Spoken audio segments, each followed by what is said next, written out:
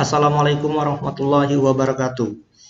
Saya Rozi Hendrawan, NPM G1C071049, Program Studi Teknik Mesin Universitas Bengkulu, dengan dosen pembimbing Angki Puspawan STMN. Saya akan mempresentasikan hasil kerja praktek saya di Pusat Teknologi Penerbangan, Lembaga Penerbangan dan Antariksa Nasional.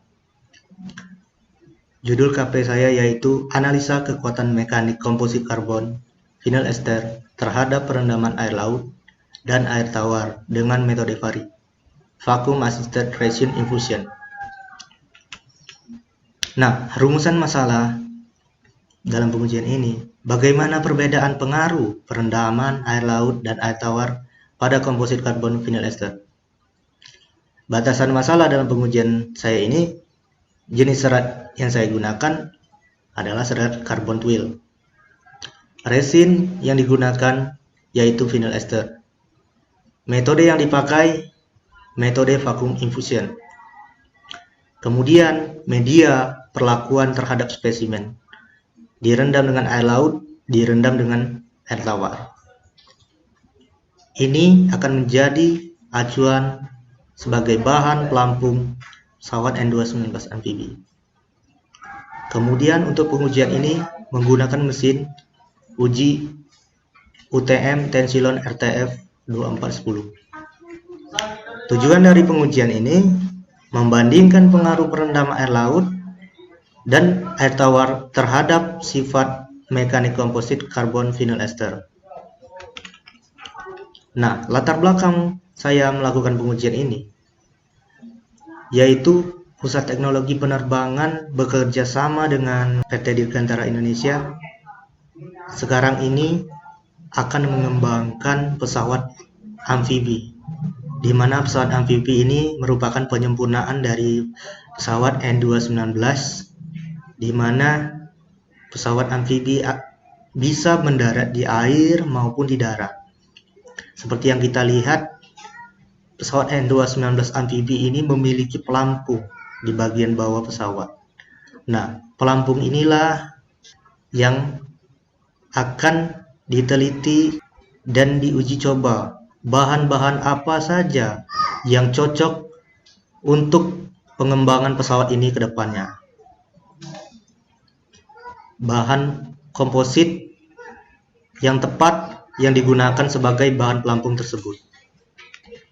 Nah, untuk material atau bahan dalam pengujian ini, saya menggunakan serat karbon karena serat karbon ini memiliki kekuatan dan kekakuan, dan bobotnya juga lebih ringan daripada serat untuk komposit yang lainnya. Kemudian resin yang digunakan resin vinyl ester. Resin vinyl ester ini keunggulannya ketangguhan dan dia tahan korosi. Jadi sangat cocok sekali digunakan untuk bahan komposit pelampung N219 amfibi, karena pelampung ini nantinya akan dipakai dan bersentuhan langsung dengan air laut. Kemudian resin vinyl ester ini lebih tangguh dan lebih kuat dari polyester. Dan struktur kompositnya 50% serat karbon dan 50% resin ditambah dengan katalis. Pengujiannya saya menggunakan pengujian tarik, uji tekan, dan uji geser. Nah, ini langkah-langkah yang saya lakukan dalam pengujian ini. Dari studi literatur, mempersiapkan alat dan bahan, pemotongan serat karbon, menimbang vinyl ester, pembuatan komposit, pemotongan komposit. Setelah komposit jadi, spesimen yang dihasilkan akan di dry cabinet atau disterilisasikan selama 1 hari. Kemudian barulah dilakukan perlakuan dengan media air laut, air tawar, ada juga yang tanpa perlakuan. Dan juga pengujiannya, pengujian tarik, tekan, dan geser. Analisa data, pembahasan, serta kesimpulan.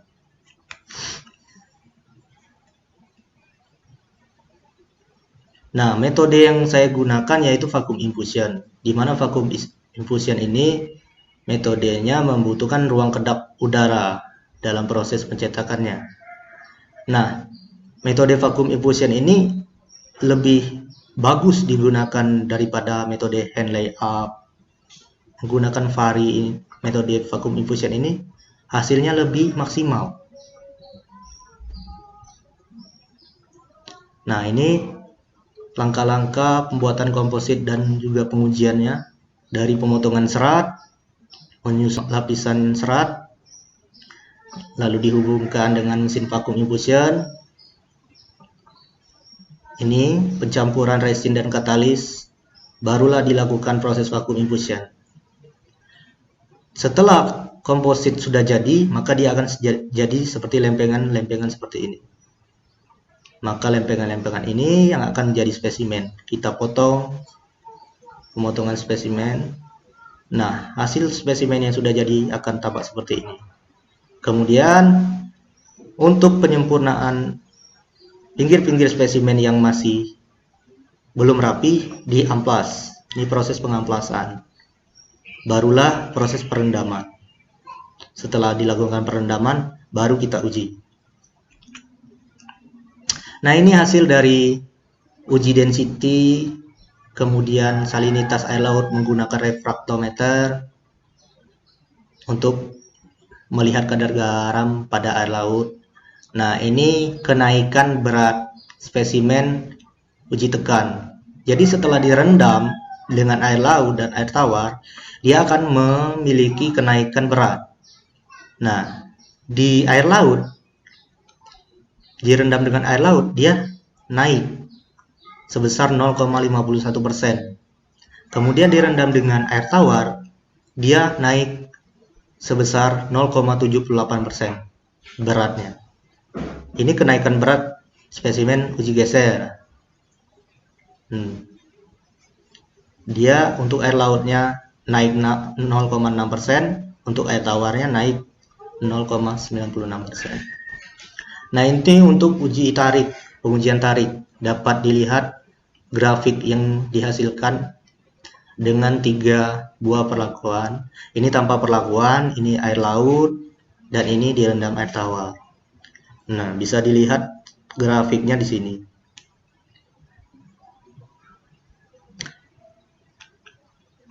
Nah, dari grafik tadi dapat kita presentasikan maksimum stres uji tarik. Di grafik tadi kita simpulkan di sini. Kita lihat bahwa di tanpa perlakuan itu sebesar 527,62. Di air laut 520,9. Sedangkan di air tawar 546,44 megapascal. Nah, jadi kalau dari tanpa perlakuan ke air laut dia menurun 1,27%. Tetapi dari tanpa perlakuan ke air tawar dia naik 3,56%. Nah, nilai maksimum stres untuk perendaman air tawar lebih besar dibanding dengan tanpa perlakuan dan air laut. Penyebabnya adalah spesimen ini saya memotongnya menggunakan gergaji dan mesin gerinda. Jadi setelah proses pembuatan dan pemotongan spesimen itu langsung diuji untuk pengujian tarik. Ya, inilah seperti inilah gambaran pengujian tarik. Nah, kemudian untuk uji tekan. Uji tekan di sini memiliki aneka ragam grafik. Grafiknya seperti ini untuk uji tekan. Di sini grafik pengujian geser. Ini grafik tanpa perlakuan, grafik perendaman air laut, dan grafik perendaman air tawar. Nah, untuk gambaran pengujian dari uji tarik, uji geser dan uji tekan, kita lihat video berikut ini ya. Ini uji tarik.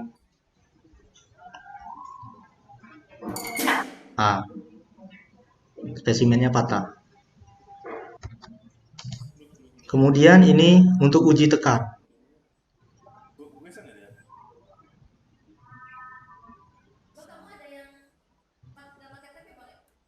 Ya.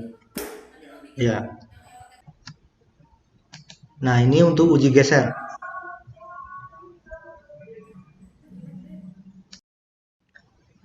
Di sini persentase maksimum stres pada uji tekan dan uji geser. Dapat dilihat maksimum stres air laut masih lebih tinggi dari air tawar untuk pengujian tekan. Nah, di uji geser juga air laut juga lebih tinggi dari air tawar. Nah, spesimen yang telah dilakukan pengujian akan mengalami bentuk patahan.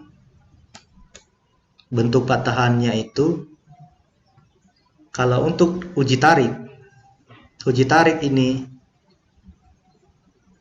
dia ada yang berserabut, dia tidak patah tapi hancur berserabut seperti ini.